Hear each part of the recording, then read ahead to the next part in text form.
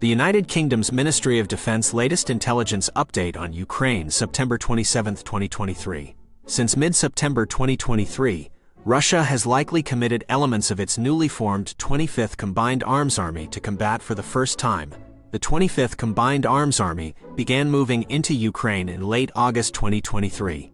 Units from two of the 25th Combined Arms Army's maneuver formations, the 67th Motor Rifle Division and 164th Separate Motor Rifle Brigade, are engaged in fighting west of Severodonetsk and Kreminna, along the border between Donetsk and Luhansk Oblasts. Since the invasion began, Russia has rarely maintained an uncommitted army-sized force that could lead a major new offensive push. With the 25th Combined Arms Army apparently being deployed in a piecemeal fashion to reinforce overextended lines, a concerted new Russian offensive is less likely in the coming weeks. Ukraine Armed Forces General Staff Update. Day 581 of Russia's full-scale military aggression against Ukraine continues.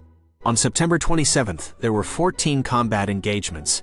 Russia launched 44 airstrikes, 27 multiple-launch rocket system attacks against Ukrainian positions in various settlements. Unfortunately, Russian terrorist attacks killed and wounded civilians and destroyed or damaged residential buildings, a hospital, and other civilian infrastructure.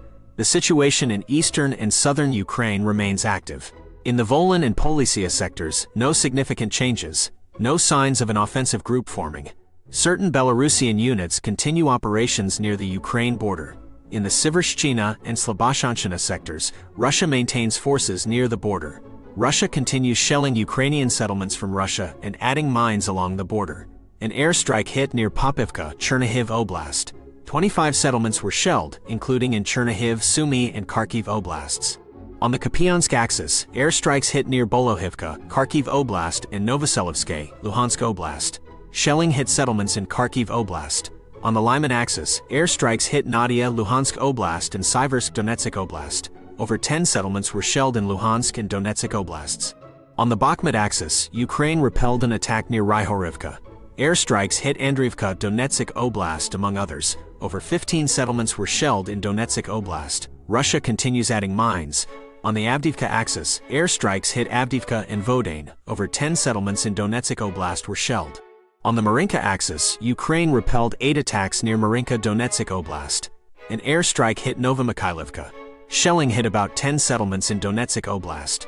On the Shakhtarsky axis, Ukraine repelled an attack near Rivnopol, Donetsk Oblast. Airstrikes hit Urazhaini, Donetsk Oblast. Around 10 settlements were shelled in Donetsk Oblast. On the Zaporizhzhia axis, an airstrike hit Novodenilivka, Zaporizhzhia Oblast. Over 20 settlements were shelled in Zaporizhzhia and Dnipropetrovsk Oblasts. On the Kherson axis, airstrikes hit Mykolaiivka, Kherson Oblast, among others. Over 10 settlements were shelled in Kherson Oblast and Kherson City. Ukraine continues offensive operations in the Melitopol and Bakhmut sectors, inflicting losses on Russia. On September 27th, Ukraine's Air Force conducted 7 airstrikes on Russian forces. 2 Russian uncrewed aerial vehicles were shot down. Ukraine's missile forces hit 1 S-300 system and 4 Russian artillery systems. The Institute for the Study of War Russian Offensive Campaign Assessment. Ukrainian forces made marginal gains near Bakhmut and western Zaporizhzhia Oblast on September 27th, according to the Institute for the Study of War. Geolocated footage from September 26th indicates Ukraine advanced near Orahovo-Vasilivka, about 10 kilometers northwest of Bakhmut. Additional footage indicates Russian forces likely no longer control a 1-kilometer trench line west of Verbove, about 16 kilometers southeast of Orikhiv. The absence of Russian forces in this trench could facilitate further Ukrainian advances, as it is no longer an obstacle. Ukrainian Brigadier General Alexander Tarnovsky stated there will be good news in the Zaporizhzhia sector and that Ukrainian forces are steadily advancing, but did not provide details. The Institute for the Study of War key takeaways today. The situation near Verbove is unclear, as prominent Russian military bloggers have avoided detailed reporting on failures there, while fringe Russian sources discuss problems. Russian media continues inconclusive attempts to prove Black Sea Fleet Commander Admiral Viktor Salikov is alive.